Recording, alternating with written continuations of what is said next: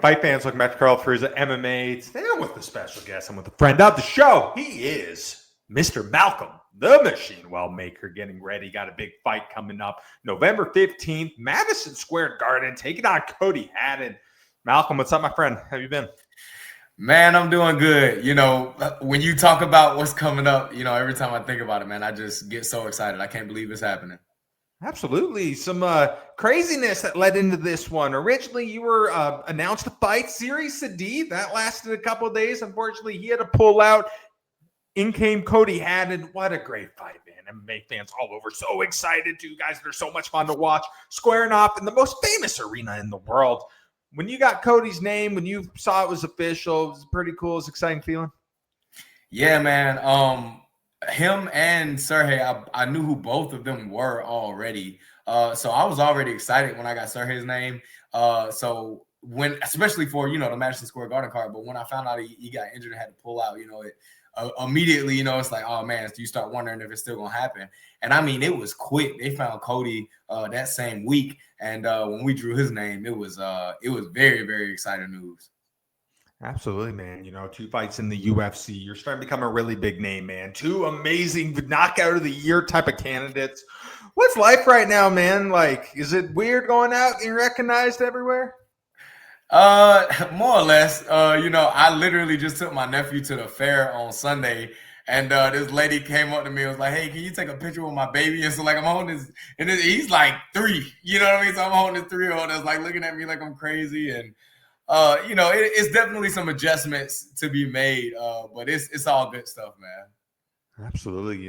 So many fighters obviously watch the big pay-per-view cards. And I think one of the coolest part of those pay-per-view cards is in between fights, they show the guest fighters that are there. And everyone wants to get up to that moment where one day I'm going to be there. They're going to be showing the pay-per-view. Oh, they're going to cut to me. Everyone's going to see me. You lived out that moment.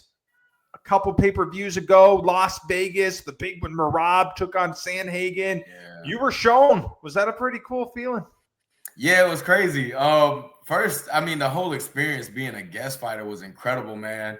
Sharing the seating section with legends. I mean, Joanna was there, Justin Gaethje, Kayla Harrison. I mean, and the list goes on.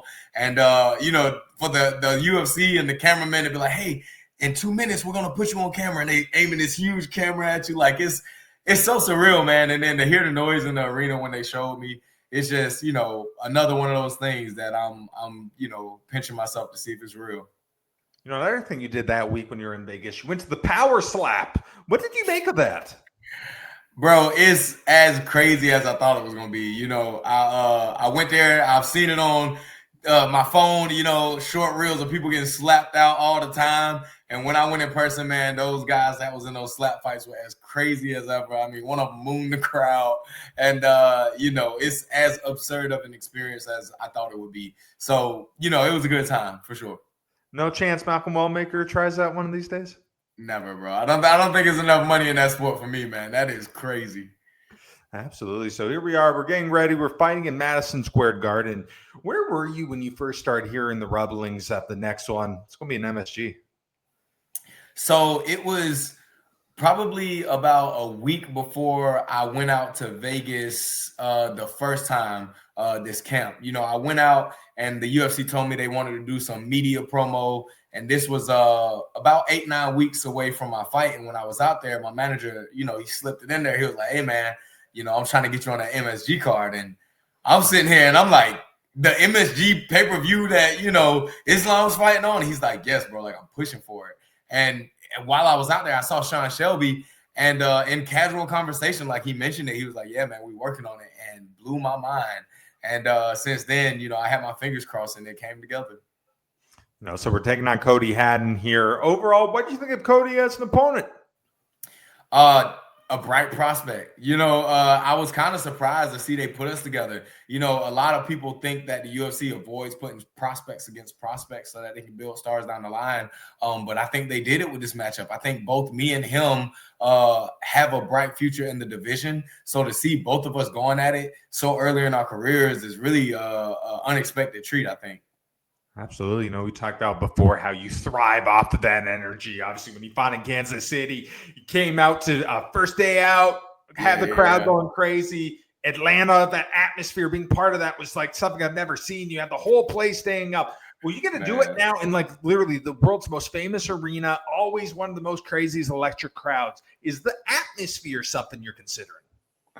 Bro, I'm getting chills when you talk about it like that. I literally, my walkouts are probably one of the funnest parts of my fight. So when I think about walking out of MSG with the energy that I walk out with the type of music I walk out with, man, we're going to have a good time, bro. It's going to be so memorable. I can't wait.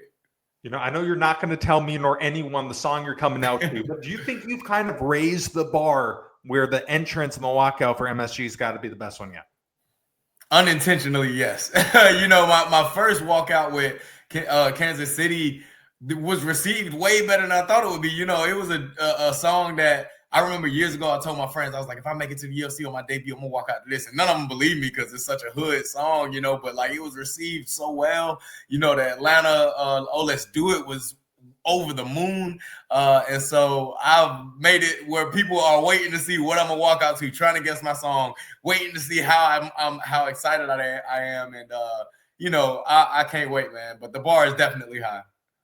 I think one thing that's so exciting about your matchup against Cody Haddon, man, the way you guys both fight, man. You guys aren't point fighters. You guys aren't going to the decisions much often. You're going out there. You both have killer instincts. You're looking for a finish. Going into this one?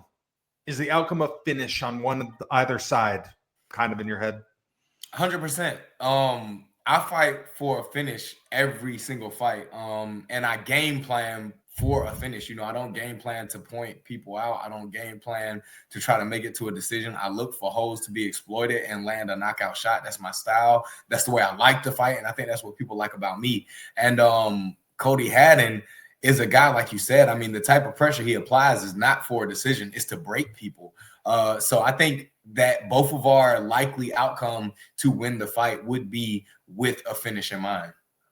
You've been very outspoken in the past, your mentality, any place, anywhere, anytime, man. There's been, in the lead up to this fight, if I could count the amount of names that I've seen on Instagram, the amount of Alexandre Topuria posts that have been out there, and Adrian Yanez posts and Bryce Mitchell posts were emerging last week. Oh my goodness, yeah. You've always said it doesn't matter who it is. I'll fight you anywhere, anytime. I'm a fighter. I'll say yes.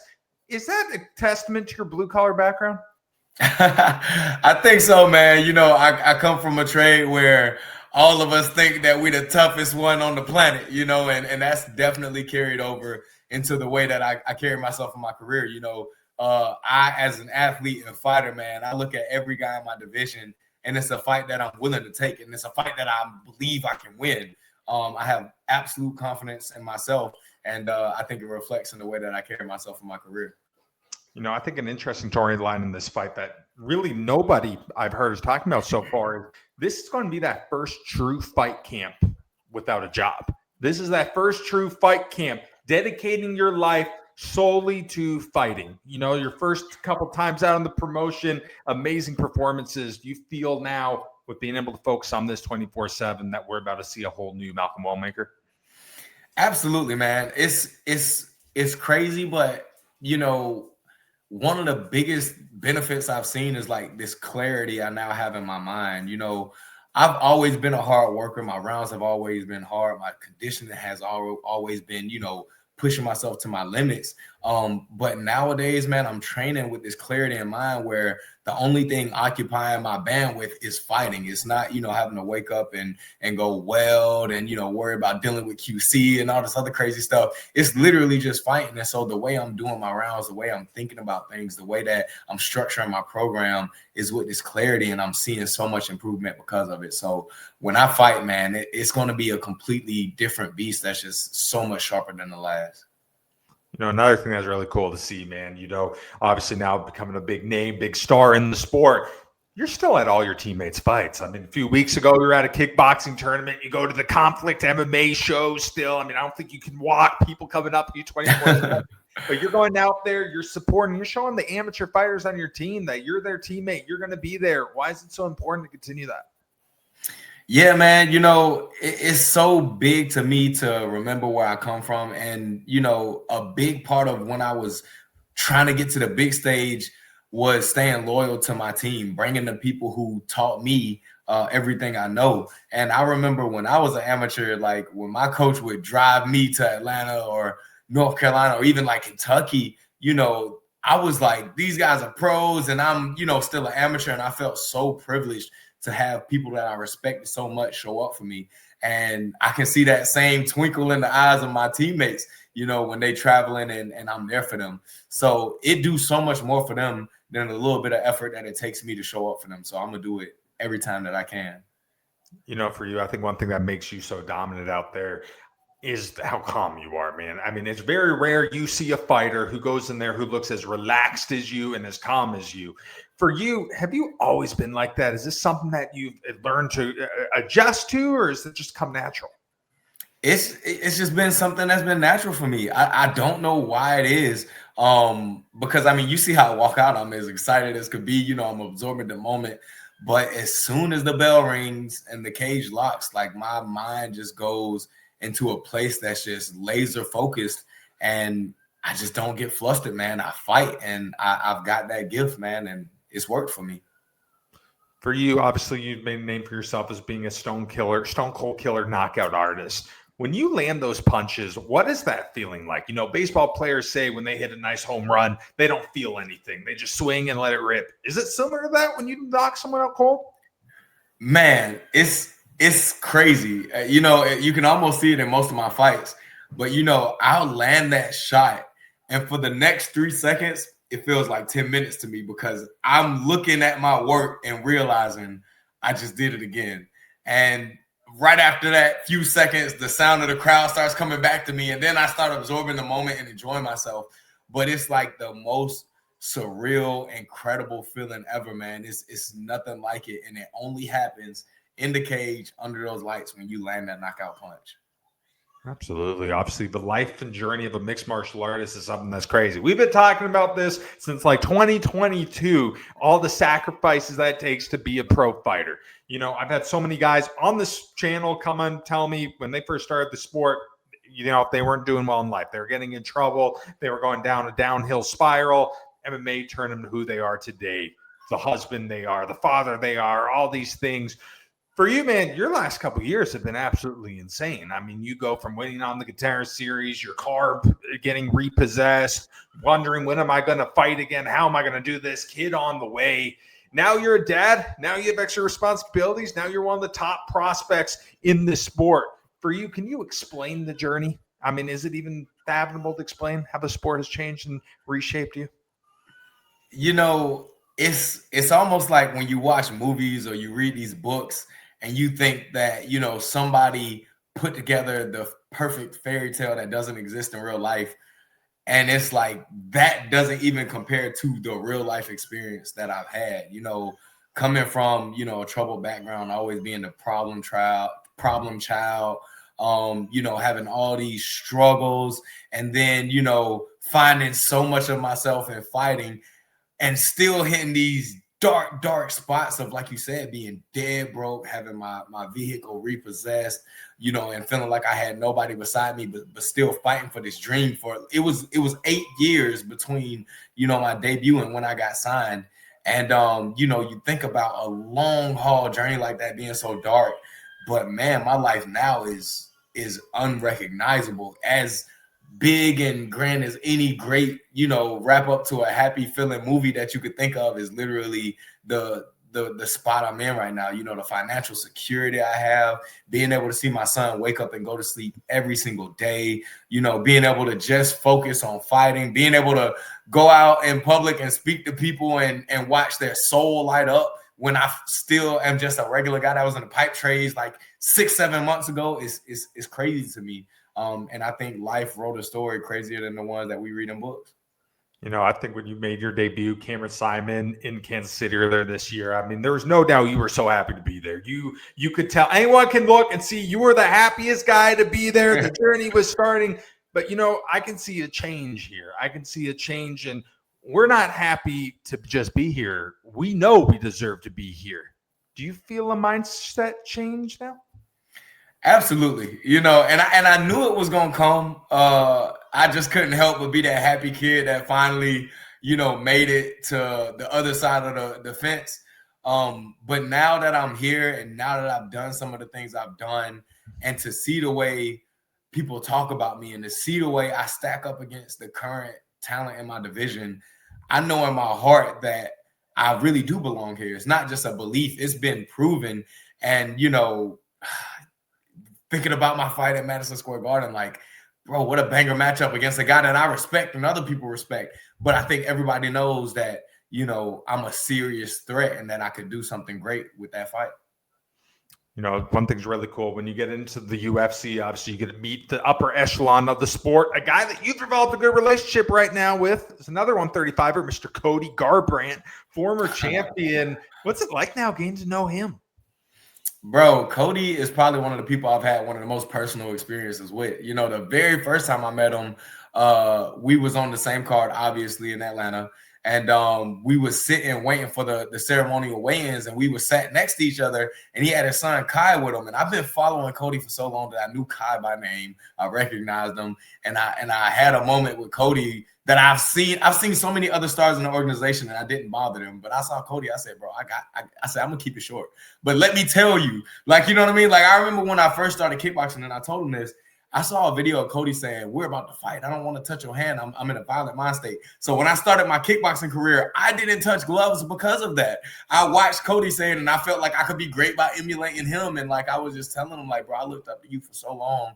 So to be here next to you is crazy. And then I was like, I saw Kai. So I'm like, hey, Kai, how you doing? And Kai showing me like the jersey that the Atlanta Hawk just gave him. You know what I mean? And like, I've seen him a couple times since then, and every time I see Cody, like, he takes the time to give me advice, to give me game, to give me a hug.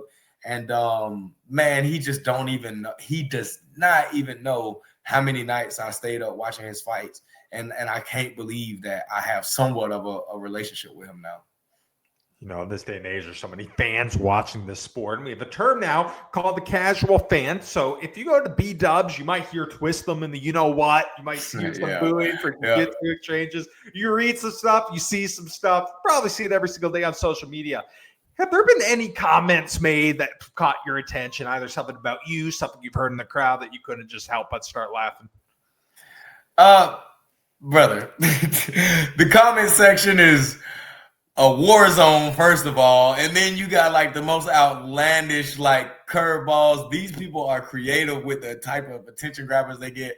When I go live, because I love going live because people say the damnedest things, and man, they always catch me off guard. Most of them start off by calling me king, and then they'll say like the most random thing, bro.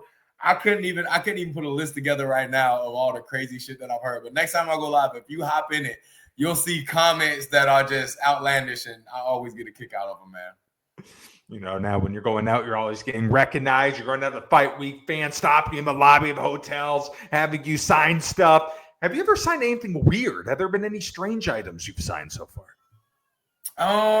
Not so much. I think I signed like a woman's neck at the last meet and greet I was at. But other than that, I've signed shirts and stuff. Plenty of gloves. One guy bought a UFC belt, and he was at the meet and greet and got all the fighters to sign the belt. Now that was badass. But other than that, nothing too crazy. It's been relatively normal so far. One thing you see, man, if you interact with fans, you love your supporters, you love your fans. I remember watching after the Moutinho fight, man, had big 50K bonus knockout. You go in the hotel. First thing you did was you took time for every single person in there. You probably took 50 to 75 pictures, autographs. What is it like, man, being in a position now when you're inspiring people and, they're showing you all this love? Man, it's almost like I feel like it's natural.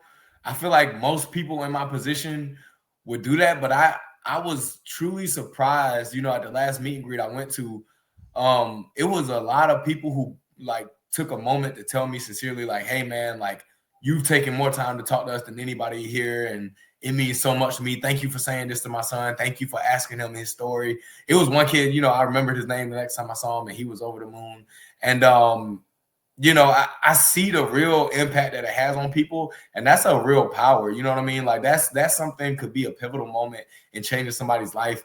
in a positive way. You know, I feel like all these interactions are moving people in the right direction. So I don't take that responsibility or that influence lightly, and I try to use it to steer as many people as I can in a good direction. You know, you have your son Walla around now. He's getting bigger and bigger now. Overall, what do you want him to take away from this journey you've been on? Man, you know, I just want him to see that when you really start, you know, putting your focus and energy in a positive direction, how much you can change not just your life, but everybody's around you. You know, for so long, obviously, before I was exposed to martial arts or exposed to, you know, discipline or even just positive things like that, I spent a lot of my energy in the wrong places. And until I got exposed to those things and started putting my full effort into them, I never realized my potential. But, you know, he'll see his dad and he'll see the way people light up when I talk to him. He'll see the highlights and the way the commentators talk about me, and he'll know that, you know, I came from a place where it looked like that wasn't, you know, a possibility for me. And I just want him to know that, you know, if you decide to do something with the right energy, the right people around you, you can accomplish incredible things and leave a positive impact on this world. Obviously, you yourself, you're a pretty good fighter. Your wife, good fighter on the regional scene. Is Walla just a future 135, 145 pound champion here, just growing up in front of us? I don't know, man. Like, I'd be lying to you if I told you I didn't want him to be. You know what I mean? Like, I with all my heart hope that he grows up and is one of the most, you know, dominant 135 fighters the world has ever seen. But I wouldn't be upset if he wanted to be a basketball player. You know what I mean? Or whatever it is that he decides to pursue. As long as he's doing it the right way and he's giving his full effort to it, he'll have my full-blown support. But he will know how to fight, even if he doesn't decide to compete, for sure.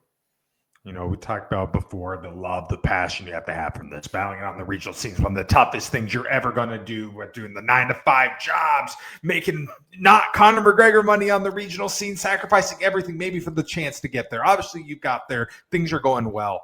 Do you feel like, has your love for the sport changed, though? Has that evolved? Is that the same? It's crazy, man, but I feel like my love for the sport has almost grown. You know, it's almost easy to get resentful towards the sport when you're struggling. You know, it's in phases. You know, when I first got into the sport, I fell in love with it because it was new to me.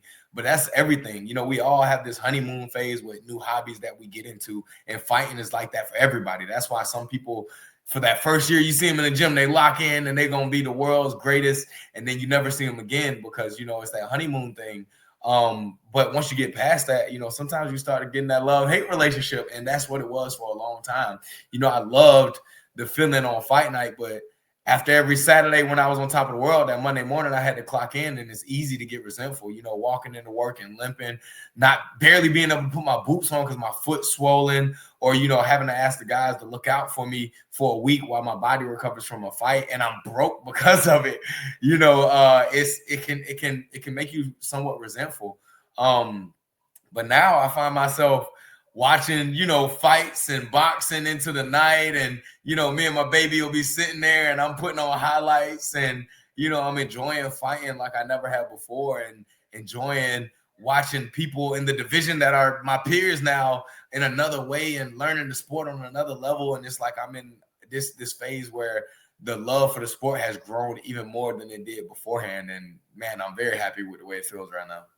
You know, right now, if you're in Augusta, maybe see you riding around in the Mustang, flat top Mustang. That's right. But maybe another KO bonus or two here. Could we maybe upgrade the whip? Is there anything in mind to upgrade potentially in the future? Let me tell you this, bro. Thank you to my management, because one of the first things they did was give me a financial advisor when I got my checks. And I told my financial advisor, I didn't ask him. I told him, I said, hey, bro, I'm about to buy a new car because I need a new car. I told him I needed one because I'm having a baby and it's uncomfortable putting a baby in my Mustang. And he pulled the reins on me a little bit, and he helped me. He was like, hey, let's settle some debts first, and let's put some money here first and look at how much we need for reserves.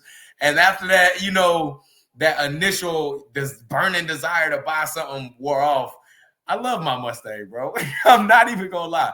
I love my Mustang. It's a 2015, but it's a 5.0, so I can cut up in it. I can drop the top on it. The interest rate high as hell on it, but the payment's still affordable. So thank God for my financial advisor. So I didn't, burn that first 50K on a nice car. But I will say that one of the first things that is on my list is to get a very nice vehicle. One that I can really have some fun in. So maybe, if I get another bonus, maybe if I get a ranking next to my name, the celebratory Instagram post will be me and my new vehicle. But only time will tell.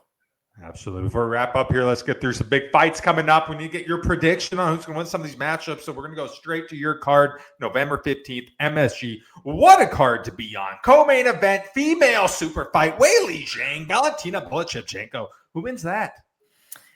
I think it's going to be a banger fight, and I think it could go either way. But if I had to lean one way, I'm going to go Bullet, man. The main event for that one, obviously a huge 170 contest. Jack Della putting on that newly acquired title on the line. Islam Makhachev coming up, trying to get belt number 2. Who wins that one? I'm going to go Islam, bro. I think this is the Islam era, to be real. I think JDM is incredibly talented, very crisp, and I think he could be a great champion. But I think that this is Islam's era. I think he's going to move up. I think he's going to carry the weight well. And I think that he's going to be able to do to JDM what he's done to everybody else and dominate. We got another banger in Qatar, 155 banger. Arman Sarukian taking on Dan Hooker. What a fight. Who wins that? Oh, my goodness. I think it's going to be very entertaining or very unentertaining. We're either going to see, Dan Hooker give Arman a hard time and, challenge him and make it dirty, or we're going to see Arman go out there and just put on a masterclass. I don't know which one of those two we're going to get, but either one, I do think that Arman's going to outscore him and win that fight. So we got the last pay-per-view, obviously December in Vegas. Co-main event, Josh Van getting his title shot, taking on Alexandre Pantoja. Who wins that one? Look, man, Joshua Van, I love the kid. And I'm going to be real with you. I almost feel like he suffers from the same thing I do, where I didn't have to grapple, so people think I don't know how. But Pantoja showed us at the highest level, there's still a huge gap between him and whoever's behind him. And I just don't know if Joshua Van is going to be able to do anything different than Kai Kara France was on the ground. So I'm gonna go ahead and say that I think Pantoja is going to retain his title. Absolutely. Last one, we're going to end with another machine. Merab Dvalishvili putting that title on the line once again. Piotr Yan, what a fight to close out the year here. Who wins it? All right, I'm going to go Merab. And the reason I say it is because, one of my favorite quotes, I say this all the time, but Mike Tyson said, success breeds confidence and confidence breeds success. And Merab has only gotten better since he's become a champion. With every defense, with every fight, he's enjoying the game more, and he's looking better than ever. I mean, he just rocked Corey Sandhagen. Like, who's doing that? And it's Merab. So I see him going out there and being even more dominant than he was in the first fight. I don't think Piotr Yan is going to have the answer for him. And I think that Merab is just, in his Merab era, just like I said with Islam. You recently saw Merab over in Vegas training out there. What's that like? Merab is amazing. And there's no way around it. Merab had shown me love on social media before because he saw I quit my job in construction. He told me congratulations.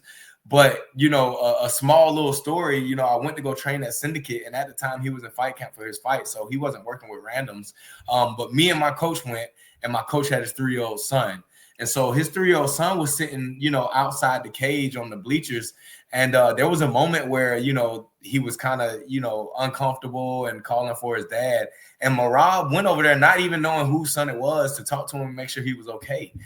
So that was incredible. And then after training, we was all talking in a little circle, and it was me, Merab, my coach, and Merab was talking to me. It was like, hey man, how long was you in construction? And we started talking about construction, what it was like for him. And man, for somebody like that, to even care for my story, man, it's crazy. Merab is incredible. Even though we're in the same division, even though I want to be champ, even though I would love to fight him one day, I am very, very happy for his success, and I wish him nothing but the best, man. He's incredible. We just talked about some of the best fighters in the sport right now. Obviously, you have a huge contest coming up with a big win over Cody. Does that make you maybe one fight away from getting a number beside your name? 100%. I think that this fight is still showing that I'm in the category where I have to prove myself that I'm worthy of a challenge for a ranking. But again, like I said earlier, Cody is somebody that's respected as being a very promising prospect in this division. So it's not like they're giving me somebody nobody knows. It's not like they're giving me somebody that's an easy fight. He's a dog. He's talented. He's got accolades, and he's gonna bring it. He's coming to win. So I'm gonna go out there. I'm gonna do what I'm supposed to do, and hopefully that conversation for a ranking next to my name comes sometime soon next year. Is it pretty cool? Both of you guys got discovered in the same season of the Contender Series? Absolutely. Obviously I was in tune with the rest of the prospects on my season. I'm sure he was too. And to see us both having an opportunity so early in our careers for a card like MSG, I think is a big opportunity for both of us. So both of us fighters are going to come out and try to give the world what they want to see, and that's going to be a banger fight. So far in your journey here, have you had that one moment where you're sitting there, you're looking at everything, whatever it is, and you can't believe it's happening? Has that moment happened yet? 100 times. And that moment has happened every time I have a fight night, every time I'm holding conversations like I told you with Cody Garbrandt and Marab. Every time I go to the PI and they're giving me free food. You know what I mean? Literally, it's every single day I can take a moment and be like, I can't believe that this is what my life is. Me at the fair, and people want me taking pictures with their kids. People constantly hit me up asking me to come and speak to their students. It's crazy, but other people are seeing what I've done already and feeling so inspired by it. And I still feel like, that regular old guy that was, just in my steel toe work boots. So every single day I have that moment where it's like, damn, man, like, I can't believe this is my life. Absolutely. All right, Malcolm, last question for you. You've done this enough. You know exactly what's coming in a perfect world. November 15th. What is the outcome when you fight Madison Square Garden against Cody Haddon? First round knockout, another $50K bonus. Every time, baby. The MO is going to stay that long as I can make it. Absolutely. Well, Malcolm, man, thank you. As always a pleasure cutting up, man. Crazy. We've been doing this for a few years now. Now we're at a point where you're becoming a big name of the sport. It's awesome to see. I wish nothing but the best, brother. Thank you so much. Love you, brother. Absolutely. That's it for us today. I'm Carl Prusa. He is the Machiniest, Mr. Malcolm Wellmaker, watching November 15th, Madison Square Garden, taking on Cody Haddon. It's going to be a banger fight, fans. Take care. Yes, sir.